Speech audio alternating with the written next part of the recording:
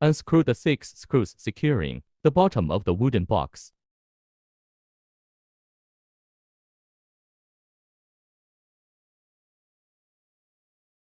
Cut the protective film wrapped around the outside of the machine.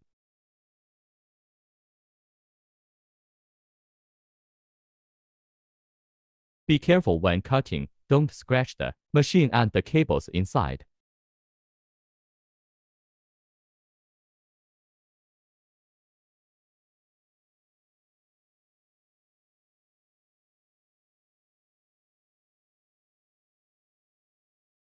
After unpacking, please take out the accessories. There is a list inside. Please check all the accessories according to the list. Make sure every accessory is there.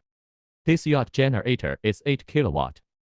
The shell is made of stainless steel. The engine is Kubota. The accessories we offer are a complete set, including seawater exchangers, seawater pumps, circulating pumps, etc.